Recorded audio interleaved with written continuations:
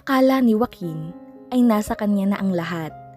Mayaman siya at kasal siya sa babaeng pinapangarap niya, si Veronica. Hanggang sa isang araw, natuklasan niyang ang dahilan ng pagpapakasal ni Veronica sa kanya ay para mailigtas ang bumabagsak na kumpanya ng pamilya nito. At patuloy pa rin siyang nakikipagkita kay Marco, ang kaniyang first love. Nakiusap si Veronica na makipag-divorce sa kanya. Dahil sa sobrang pagmamahal, handa itong ibigay ni Joaquin sa kanyang asawa. Sa kabila ng ginawa ni Veronica, ayaw niyang masira ito sa mata ng mga nakakakilala sa kanila. Ayaw rin niyang magmukhang kawawa. Kaya't nagdesisyon siyang humanap ng babaeng magpapanggap na kanyang mistress para mailigtas ang reputasyon ni Veronica, pati na ang kanyang ego at pride bilang lalaki. Si Maxine, ang sekretarya ni Joaquin, ay matagal nang lihim na umiibig sa kanya.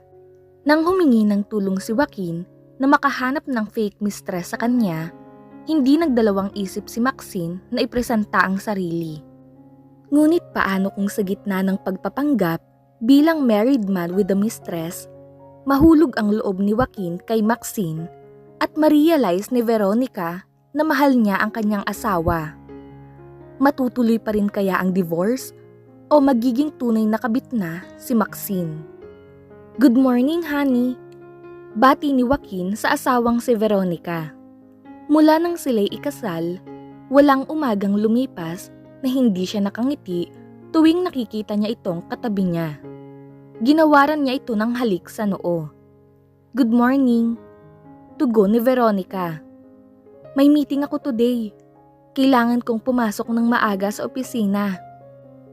Pwede bang manatili ka muna sa kama kahit 5 minuto lang? Gusto ko ng yakap para sa almusal. Kinabig niya ang asawa at niyakap ng mahigpit. Hindi pwede. Hindi pwede akong mahuli. Ang alam ko may meeting ka rin today, kaya bumangon ka na riyan. Sabi nito. Umalis ito sa pagkakayakap ni Joaquin at bumaba sa kama. Naturingang lalaki si Joaquin, ngunit sa kanilang dalawa ni Veronica ay siya ang clingy at madalas umaaktong parang baby. Kabaliktaran naman si Veronica. Iyon ang nakuha niya sa pagpapakasal sa strong and independent woman. Iyon ang iniisip na dahilan ni Joaquin kung bakit hindi ganoong ka-affectionate at vocal si Veronica. Ayos lang iyon sa kanya dahil pakiramdam niya ay hindi magiging boring ang kanilang pagsasama dahil sa kanilang pagkakaiba.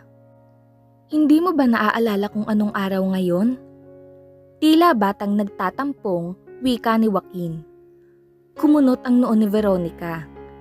Napanganga siya at napatakip ng kamay sa bibig nang maalaala kung ano ang mayroon sa araw na yun. Oh no! Sorry! Nawala sa isip ko. Masyado kasi akong maraming iniisip sa trabaho. Bumalik siya sa higaan upang alayan ng halik ang asawa. Happy anniversary!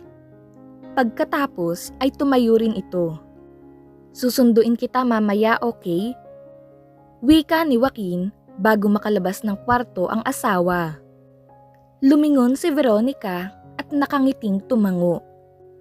Ano pa ba ang mahihiling ng isang Joaquin Elizalde? Nasa kanya na ang lahat. Ipinanganak siyang may gintong kutsara sa bibig. At pinakasalan siya ni Veronica, ang babaeng kanyang pinangarap. 3 taon na ang lumipas mula nang sila'y ikasal sa California. Iyon ang pinakamasayang araw ng kanyang buhay. Pakiramdam niya noon, siya ang pinakamaswerteng lalaki sa balat ng lupa. Kung may kulang man sa kanyang buhay, iyon ay anak. Kung siya ang tatanungin, handa na siyang maging ama. Ngunit si Veronica ay hindi pa. She's just 28. Kaya hindi naman siya dapat mag-alala. Besides, they are still enjoying each other. Si Joaquin ang CEO ng Elizalde Logistics, ang isa sa pinakamalalaking freight company sa Pilipinas. Ang Altamirano Leather Goods Corporation naman na pag-aari ng pamilya ni Veronica ay isa sa mga pinakaunang partner nila sa negosyo. Sa pamamagitan nito ay nakilala niya ang asawa. Si Veronica ang nag-iisang anak ng mga Altamirano. Ngayon, si Veronica na ang humahawak ng negosyo ng pamilya nito. Proud na proud si Joaquin sa kanyang misis. "Thank you, Maxine." Halos lumuwa ang mata ni Maxine nang bigla siyang yakapin ng kanyang boss na si Joaquin. Para siyang lumutang sa ulap sa loob ng 3 segundo. "Salamat talaga. Siguradong matutuwa nito ang asawa ko." Maluwag ang ngiting wika ni Joaquin.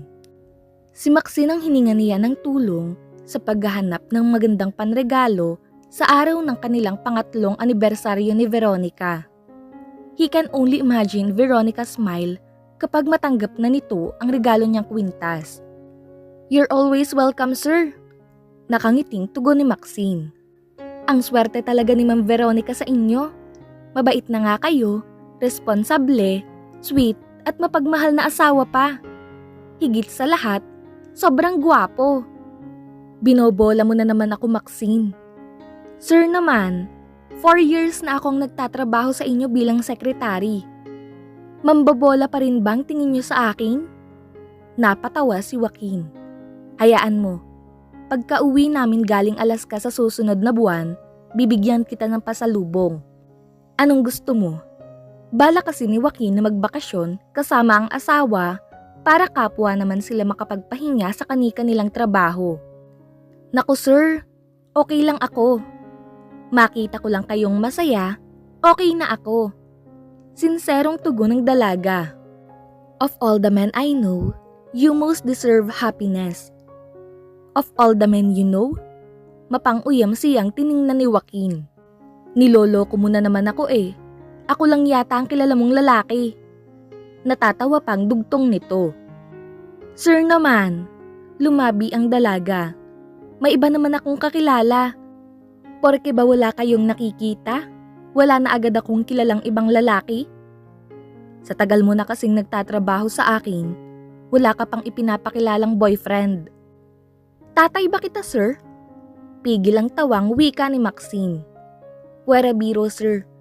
Kapag ako ang nagka-boyfriend, uunahin pa kitang sabihan kaysa sa nanay ko. Promise." "Promise yan ha?" "Promise, sir." Ngumiti si Joaquin. He paused for a while. "Salamat. Thank you sa lahat-lahat ng tulong mo sa akin. What would I do without you?" "Oh, sir. You're welcome." Nakangiting tugon ng dalaga. It lasted seconds that they just stared, smiling at each other. Mariing napapikit si Maxine nang mapagtanto iyon. "By the way, sir, okay na rin po ang surprise dinner para kay Ma'am Veronica. Just call me for the signal." Akala niya ay mauutal siya sa pagsasalita. Tila tinangay siya ng ilang segundong iyon sa kung saan. "Okay, sige. Thank you again, Maxine." "You're most welcome, sir." Nakangiting lumabas ng opisina ni Joaquin ang dalaga. Ang ngiting iyon ay hindi nakatakas sa pansin ng kaniyang matalik na kaibigan at katrabaho na si Bianca.